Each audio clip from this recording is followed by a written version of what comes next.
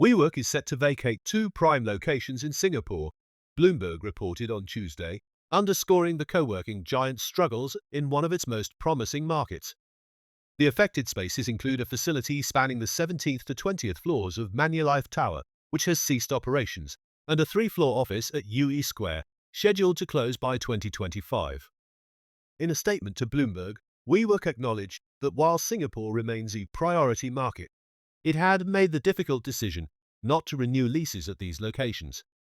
The company reaffirmed its commitment to operating in 12 other buildings across the city-state well into the future. The properties being vacated are significant fixtures in Singapore's commercial real estate landscape. Manulife Tower, a 28-story building in the central business district, is owned by Canadian insurer Manulife Financial Corporation. Representatives of Manulife Financial did not respond to Bloomberg's requests for comment. Similarly, representatives of UE Square, an 18-story property owned by United Engineers, a subsidiary of Yanlord Land Group, declined to comment on the impending closure.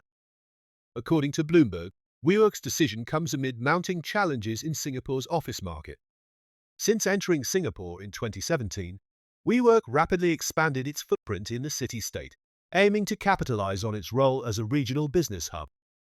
By 2019, the company operated in 14 locations, providing over 800,000 square feet of space to clients ranging from startups to multinational corporations. This growth was seen as evidence of strong demand for flexible office solutions, especially during a boom in Singapore's co-working market leading up to the COVID-19 pandemic.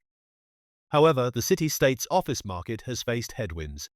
Prime office vacancies reached their highest level in more than 2 years during the third quarter of 2024, according to property consultancy Jones Lang LaSalle. Businesses seeking to reduce costs have increasingly consolidated office spaces, impacting demand for co-working facilities. This trend has directly affected WeWork's client base in Singapore. Earlier this year, Chinese technology giant Tencent Holdings vacated a WeWork space at 30 Raffles Place, consolidating its employees in another prime office tower. WeWork has faced global struggles, including its much-publicized failed IPO in 2019 and subsequent financial instability.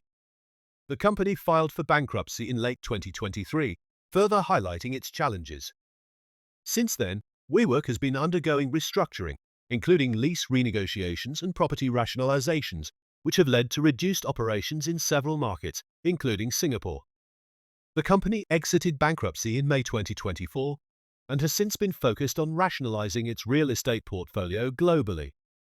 In April, WeWork announced that it had completed lease negotiations and rationalization in Singapore, expressing plans to maintain operations in its existing buildings. Singapore, once a bright spot for the company, remains a key market.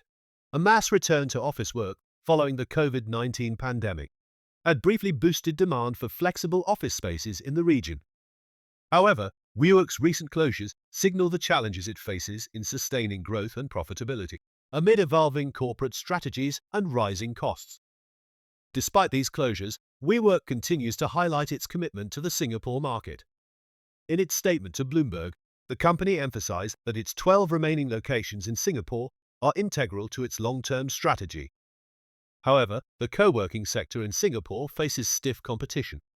Established operators like The Great Room and Justgo, alongside new entrants, are vying for a share of the market. Combined with economic pressures and shifting tenant preferences, the industry faces significant challenges. WeWork's recent moves in Singapore reflect both its global struggles and the broader trends reshaping the flexible office sector.